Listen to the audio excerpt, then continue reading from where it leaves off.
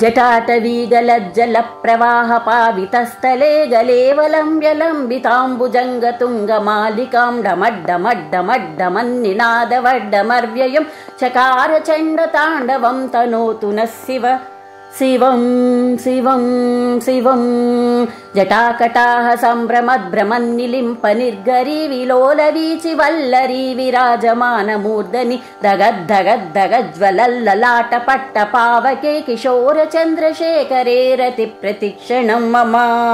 दाराधरेन्द्रनन्दिनी विलासबन्धबन्धुरस्सुरद्दिगन्तसन्तति प्रमोदमानमानसे कृपाकटाक्षधोरणी निरुद्ध दुर्धरापदि क्वचिद्दिगम्बरे मनोविनोदु मे तु वस्तुनि जटाभुजङ्गपिङ्गलस्फुरत्पणामणिप्रभा कदम्ब कुङ्कुमद्रव प्रलिप्त दिग्वधूमुखे मदान्दसिन्दुरस्फुरत्यगुत्तरीय मेदुरे मनोविनोदमद्भुतं बिभर्तु भूतभर्तरि सहस्रलोचन प्रभृच्च शेषलेखशेखर प्रसूनधूलिधोरणी विदूसराङ्घ्रिपीठ भुजङ्गराजमालया निबद्धजाटजूटक श्रियैचिरैयजाम्यतं चकोरबन्धुशेखरः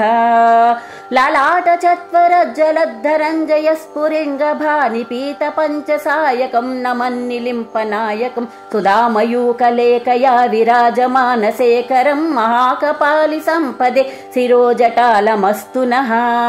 करालफालपट्टिका दगद्धगद्धगज्ज्वलद्धनञ्जयादरीकृत प्रचण्ड पञ्च सायके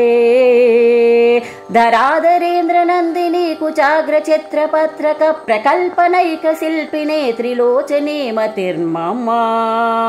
नवीन मेघमण्डली निरुद्ध दुर्धर स्फुरत्कुहूनि सीदिनीतम प्रबन्धबन्धकन्दरः निलिम्प निर्गरीधरस्तनोतु कृत्ति सिन्दुर कलानिदानबन्धुर श्रियं जगद्धुरन्दरः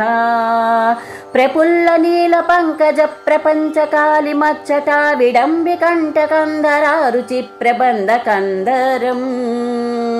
स्मरच्चिदं पुरच्चिदं भवच्चिदं अकच्चिदं गजच्चिदान्तकच्चिदं तमन्तकच्चिदं भजे अगर्व सर्वमङ्गला कला कदम्ब मञ्जरी रसप्रवाह माधुरी विजृम्भणा मधुव्रतम्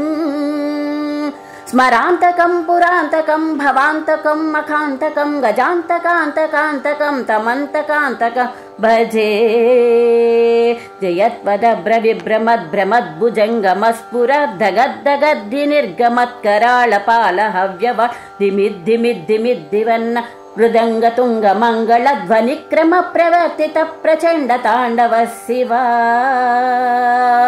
दृशद्विचित्रतल्पयोर्भुजङ्गमौक्तिकस्रजोर्गरिष्ठरत्नलोष्टयो सुहृद्विपक्षपक्षयो तृणारविन्दचक्षुषो प्रजामही महेन्द्रयो समं प्रवर्तितं कदा सदाशिवं भजाम्यहम्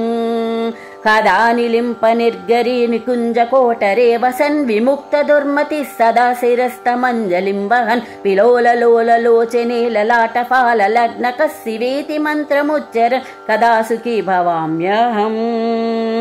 इमं हि सत्यमेवमुत्तमोत्तमोत्तमं स्तमं पठन् स्मरन् ब्रुवन्नरो विशुद्धिमेति सन्ततम्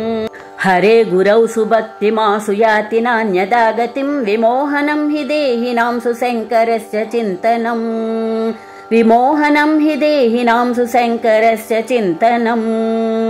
विमोहनं हि देहिनां सुशङ्करस्य चिन्तनम्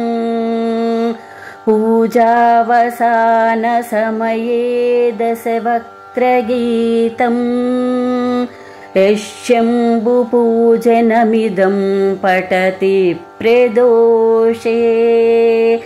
तस्य स्थिरां हृदगजेन्द्रतुरङ्गयुक्तां लक्ष्मीं सदैव सुमुखीं प्रददाति शम्भुः।